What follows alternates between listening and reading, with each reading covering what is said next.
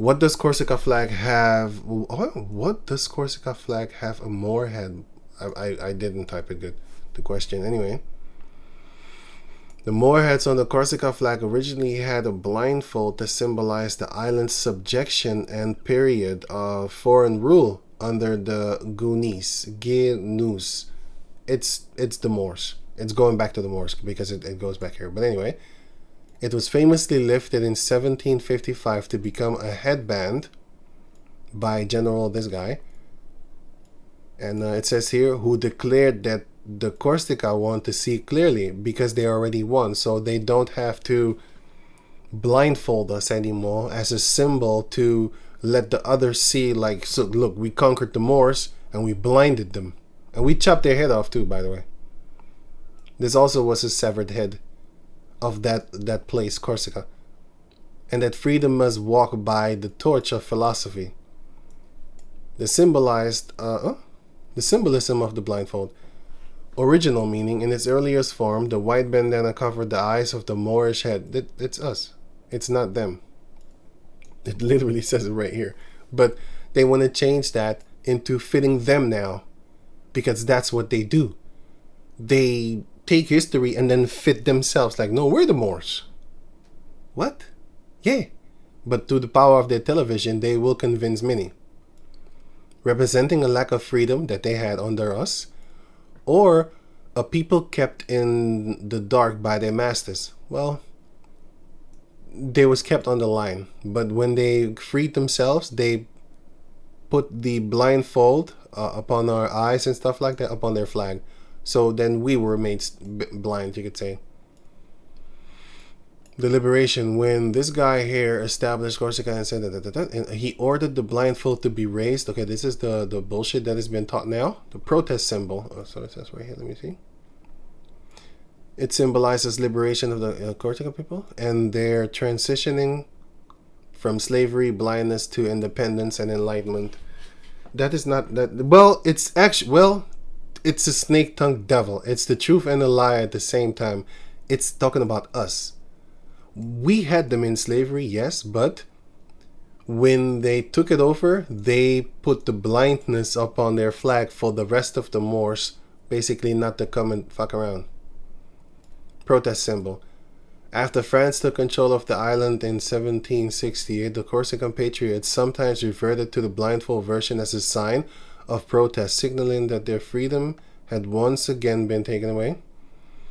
Yeah, a lot of bullshit going on. They're lying to you. This is kind of somewhat the truth and somewhat not the truth because their snake tongue is up in there.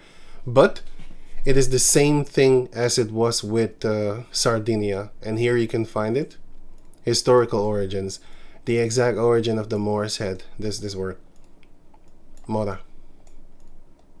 Is debated. But common theories include victory trophy. This is it. A legend from the 13th century tells of... No. This is not it. Sorry, because I'm reading now this bullshit. I think this was it. Anyway, let me read it. A legend of the 13th century tells of a Moorish leader, Monsieur, who was beheaded after attempting to kidnap a Corsican woman named Diana. That's one of their idols that they worship. Diana. Remember that name, because they use... That bitch name is named Diana too. And what's his name again? Wonder Female. That Wonder chick. That island from the Lesbo chick. Yeah, she's called Diana too. And Diana is one of their idols that they worship. They often use this word, Diana. Anyway, this is a bullshit story. It's like that Emma Tilt story. But anyway, his head was displayed on a pike to celebrate the victory. This is the truth. This is part truth. It was a Moorish leader, and they did spike his head, put his head on a spike. But this one is the one. Aragonese influence. Historically, the symbol likely arrived via the crown of Aragon, which used 4 Moorheads, the cross of that thing, to commemorate victories against Moorish kings. Now, this is it. This is what it is. But they embellish here. It is a victory trophy, but he wasn't trying to... No, bitch. We already had your women that we was doing whatever we wanted. And that's not the reason that you fought back, because you couldn't do anything.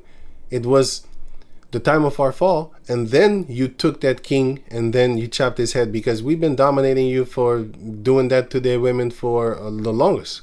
So they're lying to you. It is a victory a trophy though, but it says right here, which you, okay, I already read that.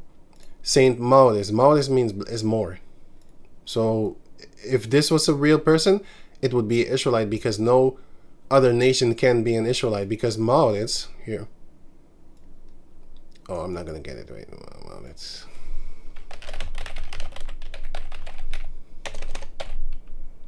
Mao.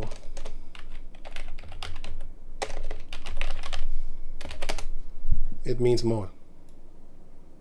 Mauritania. Mauritania here. Here. Where is it? Here, Mauritania. More. But I'll get to that later. So going back over here.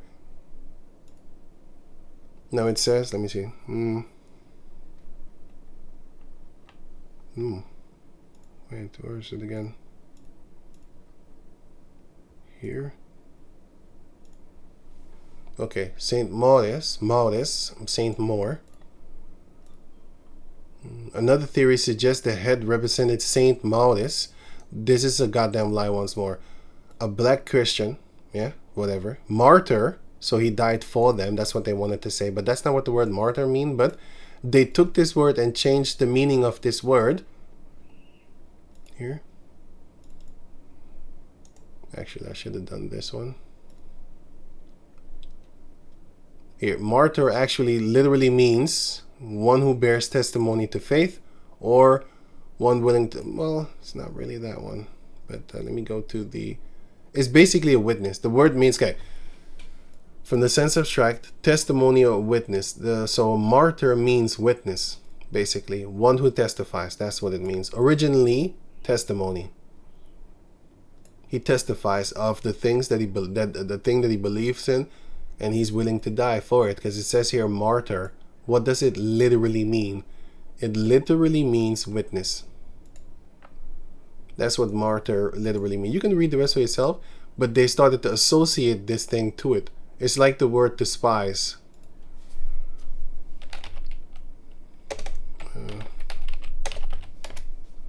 Despise. Despise literally means look down upon. I can actually get it here. It's kind of not better, but it's kind of different. So here. So the first thing that they want to explain to you right now, that it means feeling contempt, hate, and all that type of shit. But the point, the original meaning of it, which is down, like de-escalate, and specere, which is a spectacle, for example, you know, close to spectacle. Specere, which is look at. So down, look at. So it means to look down upon a person. But nowadays it's associated with the test hate. It's not really hate, but it's in the category of these type of things. But when you look down on a person, it doesn't necessarily mean hate. It could be associated to it, but yeah. Which I despise. So they change meanings of words to fit their interpretations of the interpretation of the word. Because nowadays, I remember I said to this American person, he said, I said like something with ignorant. He got offended. The motherfucker don't even know what the word ignorant means. Ignorant has nothing to do with you being stupid. It has everything to do with lacking awareness of. It's not even specifically awareness in general. No, it's basically lacking knowledge of, or lacking awareness of. It has nothing to do with uneducated and unsophisticated. But I think that is what he understood. Like, he's stupid. And then you know, then you have to teach him also, like, you don't even know what education means. Educate. Do you know what that means? But anyway, it's this. Educate, right? Educate is to train children, basically. Yeah, if you go to school and you think you have a high degree, you're a monkey. That's what you are, because you're a trained ape. You're a trained chimp, because it says right here, educate and education, educated, and you have the other word education, if I'm correct. I'm looking for the word. Education. Okay, that's what it is. So child rearing. And by the way, if you look at the Apocrypha, you will see the word educated as a child. You can find that here. Here, Second Maccabees.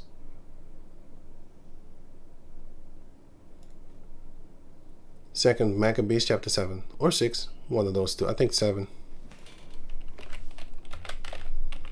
Here. It says right here, Maccabees, Second Maccabees chapter 7. Did I put it here? Yeah, chapter 7, verse 27. It says, "But she, bowing herself toward him, laughing the cruel tyrant to scorn," this is the mother, "speaking in her country language on this matter, O my son, have pity upon me that I bare thee 9 months in my womb, and gave thee such 3 years, and nourished thee, and brought thee up in this age, and endured the troubles of education." This is the real original definition of education, and it shows you that in the Bible also. And I think here you have it again, education. Yeah, I got it. Verse 23. "But he was not an old man. He was now an old man." If you read the chapter, he's an old man. "But he began to consider discreetly, and being his age," he was very old, "and the excellency of his ancient years, and the honor of his gray head upon his head," the hair, "whereon he was come, and his most honest education from a child." This again shows you what education really means. The real definition before the caucus changed it. Right? Child rearing. Also the training of animals. So when you want to flash your degree in my face, you're a chimp. You're like that little chimp that is very good at remembering what they told you to remember and write down. Because if you dare say you didn't invent, when they ask you the question, because they asked me the question in school, who invented America? If you dare type, or not type, I used to write back in the, we didn't type in the edition. Later on I started to type, but that was kind of at the end of the school. Some, not end of the school, but yes, somewhere in the middle. But let me go on. The point is, if you filled in the question, you can't discover a place that people already have been living for longer than you know of. You don't even know how long, but you can't. That's like me discovering your wife or discovering your car when you are, I don't know, in a building or something. You are in a building and you just leave your car there, and I see the keys, and I grab your car and drive away, and later on you catch me. I was like, "That's my car." Why? Nobody was there, but I was there. I just left for. I was there. I left for a few seconds. Yeah, it doesn't matter. It's mine now. Basically, that if you gonna fill that in, you're gonna fill that question. Let's say they give you 10 questions, and then you fill that question. Then you're not gonna get a 10 anymore. Like, I know in America they give you letters. Oh no. Yeah, they give you letters, but here they give you numbers. So you're not gonna get a 10 anymore. You're gonna get a 9. Because they're gonna redact it from you. Like, oh, you have this answer wrong. Basically, they tell you what to put in, what their version of the truth is, their interpretation of the past, and you need to follow that. And if you don't, well, then you will flunk the class or the test, either the class or the test. It depends on if you keep on doing it. Then you go flunk the class. But if you defy them one time, then they're gonna punish you. Like, okay, well, 9 is good for me. I never try to have 10s and stuff like that. That was never my goal. Anyway. But anyway, fuck school. Never liked that shit in the first place. Anyway, I went there to smoke weed. I didn't smoke in the beginning, of course. Some junky ass friends put me on it. They didn't put me on it, man. I started to look at it like, hey, let me see what's going on around there. Because I called them junkies in the beginning. Funny as hell, turned out to be the greater junkie than them.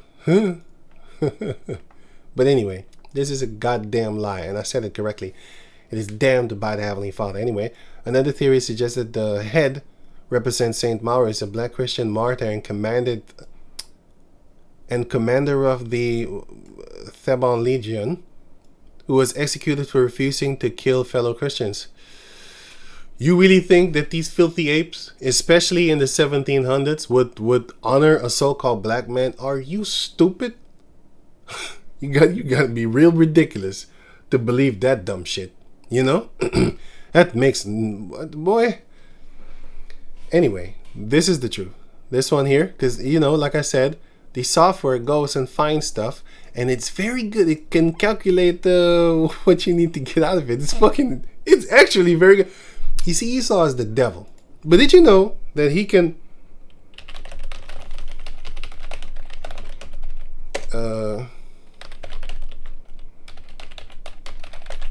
these filthy bitches, you know that they can actually do this? They can actually do this. Well, this is a lot, but this one. But this is a Jake woman. I think she had an Edomite husband, but I saw him. I have seen him, but he passed away. But I don't know if it's a Edomite or not. But he kind of looked. You know, when you look at him, you have these Latins. You can see that she's Latin American, but you can see that you can look at them and be like, that's not 100% Caucasus. You know, he look like him, but you can see their facial structures and stuff like that. Like that's not. But I don't know. Anyway, she has something that I know that to be true, because the Native Americans used to have this back in the days, but that we lost that knowledge. But I'll leave this link in the description box so you can check it out for yourself. As she's only one woman. Well, she had a husband, but he died. But only one person here, you know. Let me see here. This was before, when her husband was alive, and this is afterward. So they started doing stuff, planting stuff. And if you see that entire region, I think it's here. Distant dry desert symbol we arrived in to show us some of the incredible trees she's growing there. Explain how it was even possible to grow a forest. This is what I want. This one. Taking us on Oh yeah, that's one. When we arrived, Ketsia met us outside her new restaurant. Before taking it. Man, hey, I'm not trying to do it again, man. I ain't got time for this. Before. And she got fringes on her clothing. I saw that too, if you look at it here. Anyway, so here's this place that she set up, actually her husband and stuff like, but she took it over after he passed away. And then there's another one. If you zoom, there's another video, by the way. If you zoom out of it, you will see how. Wait.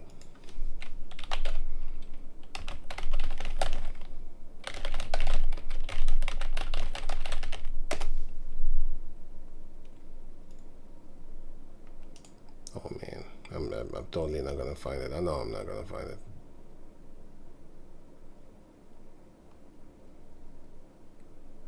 This one, I think. And desert, which is why people are... This.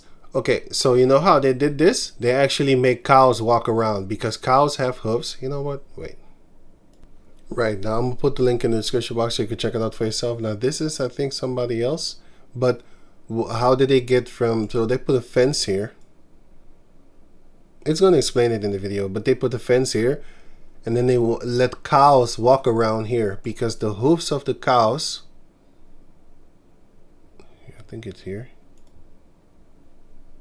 So the hoofs of the cows are gonna soften the land, but you need to move them around, or else they're gonna eat it. They're gonna eat it bare strip. They go strip it. So you need to move them around, because they're not that smart. You need to move them around yourself after a while. So they stay a month in one place, or I think 3, something like that. It explains it in this video. Every time a little drop falls in here, it starts the erosion just by falling. Once it reaches the gully, these pebbles start working as a sandpaper, taking away these little plants and digging down. As new plants are not growing here, and rainwater is causing erosion instead of being absorbed into the soil, this landscape is trapped in a downward spiral of degradation. So what are they doing so differently back at the ranch with their livestock? She talks like she's, I don't know. It's kind of... Anyway, so after a year and a half, or let me see here. For about a month at a time. That gives us about a year and a half of resting time for each paddock. A year and a half for every region that they leave alone, because they move around, I think, every month. He explains it. You need to watch the video. He explains. But this is actually scripture what they're doing. But back in the days, we used to do it 6 years, and then 1 year leave alone. and then it will grow back lushfully full, you know. But yeah, they did this because it was not this densely populated, because you could just walk here and run here. You can't really do that no more because you're gonna bump into stuff. But back in the days, you could just run through here without really bumping into stuff, because they let loose these cows that they controlled, by the way, let loose. They make them walk around and eat stuff, and then they're gonna soften the ground, because he was explaining how they soften the ground. The water cannot go in the land to get absorbed by plants. This is way harder than what we have over here. This is softer because the cows have been walking around. The cows have been walking around here. That's what cows are supposed to be doing. This is one of the reasons why people used to worship cows back in the days, because they saw that after the cows was there and then left, then the place would be full of greenery. They was looking at this like, oh my God, it's gone. Then they started to worship the cows. That's one of the reasons why they started worshiping cows, because they saw that the cows left the land better off when they came, because they soften the land. They break it up so that the plants now can come, and they break it open. It's like this.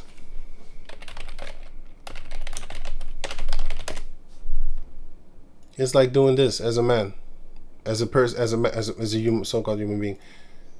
Oh, I got it right here. Where is it? Okay, here. It's like doing this. You softening up the land, and now you can plant stuff, and now it's going to be rooted, because it's going to be like this.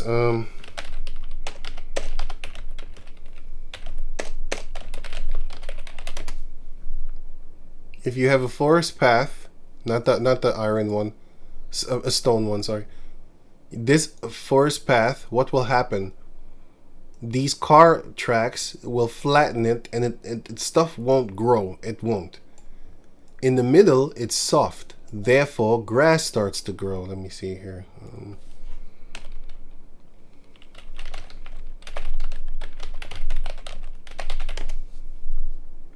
Here. The reason why it grows here and not here is because it's hardened here. It can't. It's like a bald person, like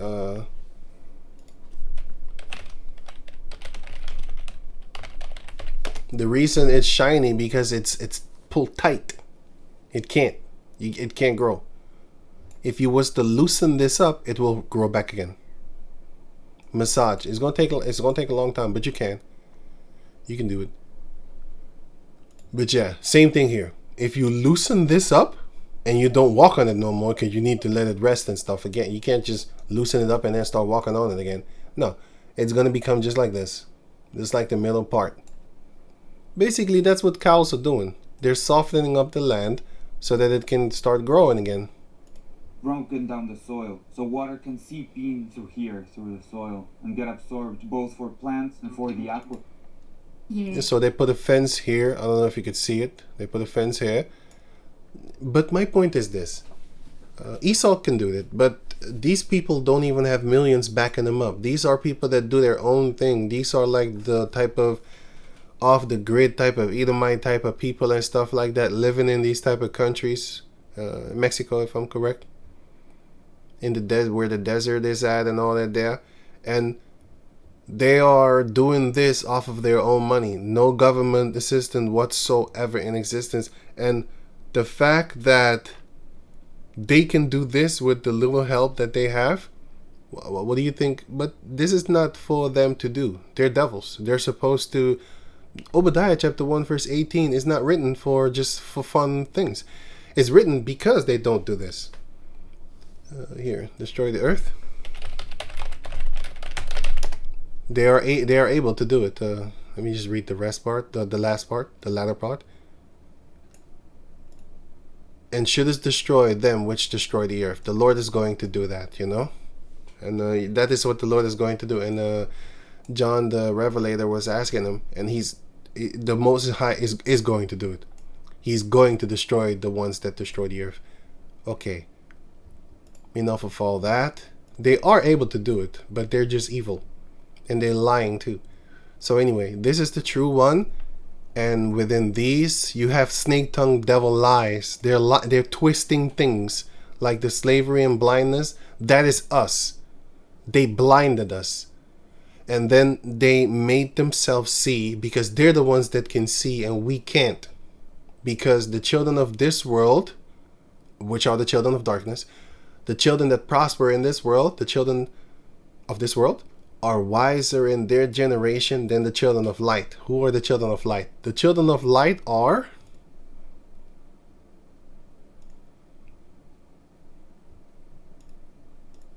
these. These are the children of light. These are the children of darkness. That's why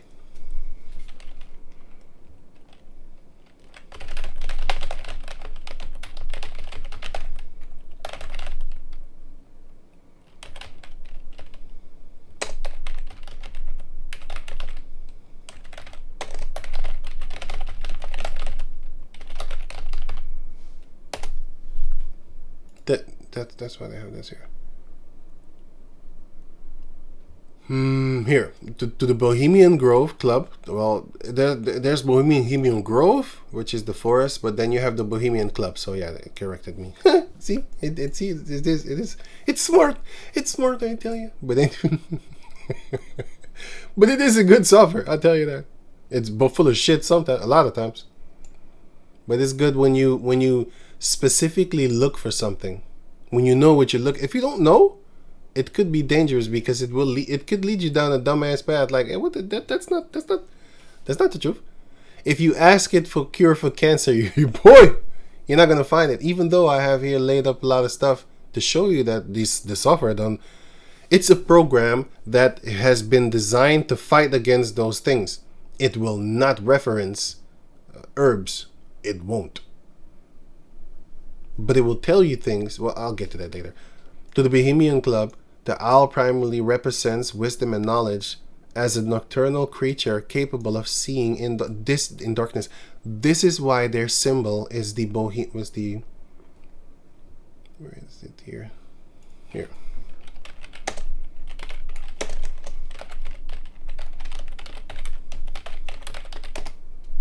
That's why. Because it can see in the darkness. And the children of this world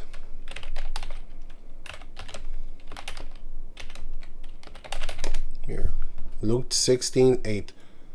And the Lord commended the unjust steward. Why? Because he had done wisely. In this case it was a jig, but it represents a lot of things. For the children of this world, he's a child of this world, doing according to the things of this world, right? Are in their generation wiser than the children of light, which are the children of Israel. In this case, it was Israelite too, but you have among my people are found wicked men. But this case, this guy was unjust, but he still did wisely to save himself. And our people don't even do that.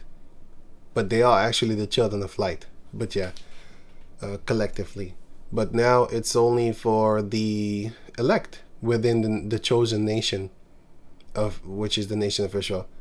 Within the chosen nation, you will have the chosen ones, which are the elect. And the rest, they're gonna die with Esau and with the rest of the heathen nations. But my point is to show you that they use the owl because it can see in the dark. Why? They are the dark, and they created the darkness because they are the deceivers of the four corners of the earth. Revelation talks about that, and they're the ones that lie unto you. But they know the truth. That's one of the reasons, that's one of the millions of reasons why Obadiah chapter 1 verse 18 is written, because they knowingly do what they do. They know damn well what they're doing. They can also, like I said, they can make deserts grow again. But they're not going to spend their little millions that they stole from the rest of the people, by the way. They're not going to spend that money on bettering the conditions of the world so that the people can benefit off of that. Oh, you crazy? They're about that chipping you, boy. Huh? Anyway, I don't need to read the rest. It's fun. You can pause the video if you want to. You can read it for yourself if you have the time. But the owl represents wisdom because it can see in the darkness. According to them, a fucking bird is a bird is wisdom to these people because they need the things of the earth. That's why they worship planets and stuff like that, which are actually idols. Mercury Arius, all are well, they're Hamitic gods and Mesopotamian gods and stuff like that, but they're so racist, they hate so much that they make them themselves. Then they put their likenesses and their images. That's how nothing these people truly are. They have to steal other people's idols and then start worshiping them. That's like if I make something, you steal it from me, and then you start worshiping that thing that I just made. You stole it. And then you model it after yourself, meaning you teach other people that it's yours. And now when they draw it, they're going to draw you holding my item. You know, like a Versace logo or something like that, which is not a Versace logo.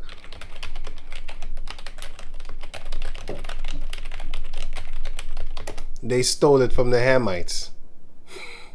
Fucking ridiculous. These people are creatures of the night, boy. You know, I remember that song, if I'm correct, Creatures of the Night, something like that. I don't know anymore. Butchered it, but sorry. But they're thieves, man. They steal everything they see. Steal. Stolen designs. Well, they steal them, boy. You know? And these people have no idea that they're making millions off of you, man. Millions. I bet your ass this thing costs more than people's rent. It's over like $2,000 or something like that, man. But yeah, anyway, this is just it's what they do. It's what they do. Okay. So Lord willing, I answered all the things of the flags. What it means. It took a long time. Sorry about that. Since I'm almost 2 hours deep, I'll still finish the rest of the video, which I actually had in mind, but all the extra stuff just came with it. I don't think I need to read the rest. Let me see here. Yeah, it might sound confusing, but I had this prepared because I thought I was going to read everything. But yeah, here it says, for example, moreover, I have given to thee one portion above thy brethren, which I took out of the hand of the Amorites with my sword and my bow. He didn't fight them. Jacob didn't fight the Amorites. He bought it. Genesis 33:18. And Jacob said to Shalem, a city. Jacob came to Shalem, a city in Shechem. Shechem is also a man that raped the daughter of Jacob. Shechem. Which is in the land of Canaan. And he came from when he came from Padan Aram, right, and pitched his tent before the city. The reason I read it like this, read it like that, like Padan Aram, is to show you that it's talking about Syria. Yeah, because if you just read it like this, you're not really gonna know this until somebody explains to you, like, this is Aram, the land of Aram, where Abraham was. Also, Genesis chapter 11 shows you that Abraham went there. And there he left his brother. And then Jacob went to the descendants of his brother, which is Nahor. And then his last son was Bethuel. And then it looks like a girl's name, Bethuel, because Esau took that name, like Beth and Bethinia and stuff like that. But anyway, Bethuel is a man. So Nahor is Abraham's brother. And then Nahor got 8 children. One of the 8 was Bethuel. And then Bethuel begot Laban and Rebekah. Right. And they lived in Padan Aram. So Jacob went there, came back. And he bought a parcel of the field, well, Genesis 33:19, the rest of it, where he had spread his tent at the hand of the children of Hamor, Shechem's father. See? They went to in the city of Shechem. But there is a city that's called Shechem because it's spelled different. Wait, let me see here.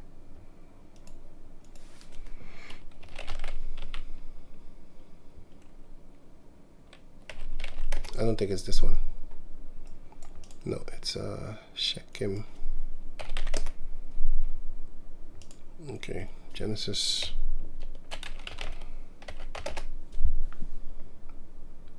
You have Sodom, which is Siddim, but Siddim. I think it's 12. Here, Sikkim. It's the same thing. If you look up the Hebrew, then you will see. It's the same thing. Anyway, so back to over here. Right. So you have a man named Shechem, and you have a city named Shechem, but they spelled it different in the English, but it's both of them. A man and also a city. But yeah, at the hand of the children of Hamor, Shechem's father, for 100 pieces of money, sorry. But here it says he bought it, and here it says he took it with the sword and his bow, but it is actually money. The book of Ecclesiastes 7:12, for wisdom is a defense and money is a defense. How do you defend yourself? Arms. You know, arms and bucklers and sword and buckler, sorry. Yeah, so that's what it is. But the excellency of knowledge is that wisdom giveth life to them that have it. But yeah, the money is a defense, so he bought it with arms, you could say. But it's not actually fighting. He didn't fight for it, like fight, you know? He bought it with money. Right, so yeah, I thought I was gonna go over it, but I didn't, so skipped it. And I've been thinking about this while I was making this video, and I'm thinking like, hey, wait a minute, actually, yeah, I had that wrong. Let me see. His incarnation? I need to go check out this word again. But yeah, they talk about this is his birth, and they talk about the other one, which would be then therefore his resurrection, that he rose up back from the dead. Yeah, I was actually confusing two things with each other, which is that he rose up on that day, and then 3 months later he woke up again. So I was going to mock it on that one, but I can still mock it on the other one. It's good that I caught myself actually, but it's all good. Let me go on. Let me see here. This is the internet. I'll put the link in the description box so you can check it out for yourself. And then I will go now therefore here. Wait a minute. His seed shall become, oh yeah, and his father refused. I already read that, I think. And and his seed shall become a multitude of nations. So anyway, Genesis 48 and 19. And his father Jacob refused. He refused Joseph and said, I know it, my son, I know it. He also shall become a people, and he also shall be great. But truly his younger brother shall be greater than he, and his seed shall become a multitude of nations. But you can also explain it to where it goes into that the heathen nations, if they bless us, they shall be blessed. Ishmael has his blessing. All nations have a blessing from the Heavenly Father. Let me see. Ishmael has his, but the Canaanites had their blessing, even though the Most High cursed them. They had their blessing because there was until this day, Esau is stealing from them, rearranging their names into Phoenicians. Until this day, and by the way, Canaan isn't cursed. His son was Ham wasn't cursed. His son Canaan was cursed. But yeah, that's another story. But Mizraim was not.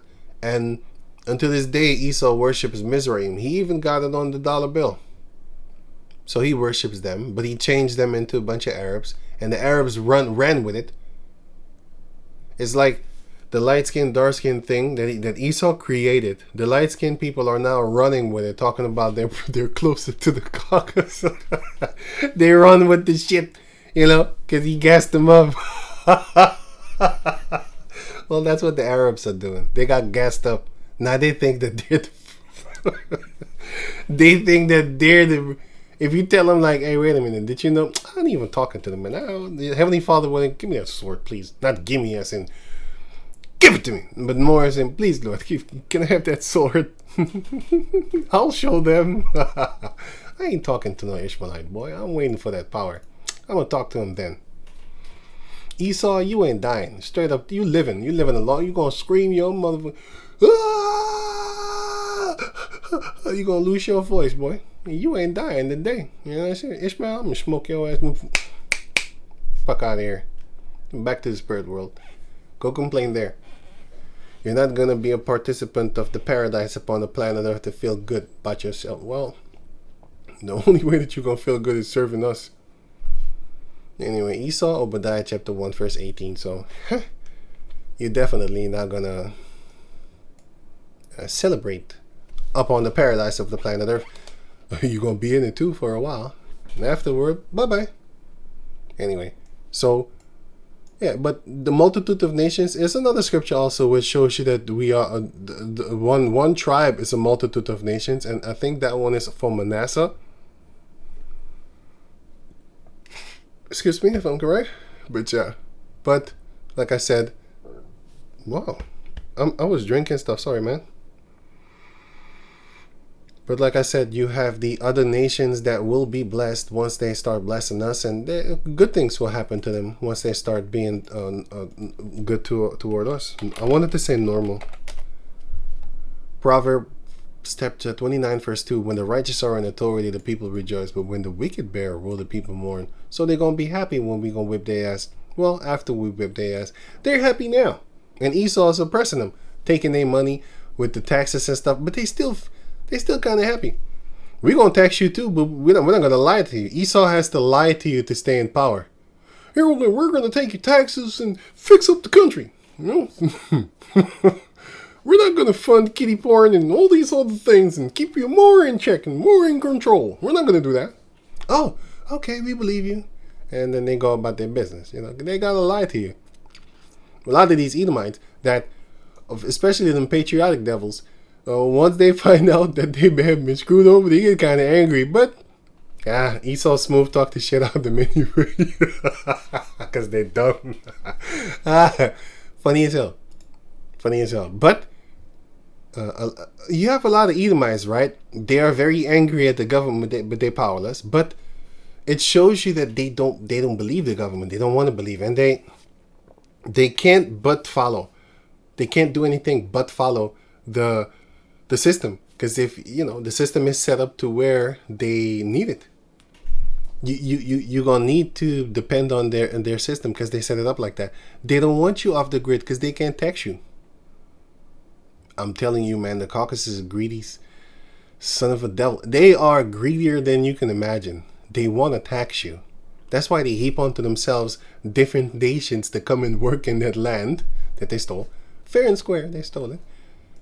But yeah, they want to tax you. So they will make sure that you will do the job, because the people that live there, they don't want to work for pennies. Well, I'll import somebody else, then you're going to have stress in your head. You're going to wake up every day angry. They took our jobs, right? Well, fuck you over, right? Anyway, so yeah, all that said and done, I had this here, and I think I'll just glance over it a little bit. Now here you have a thing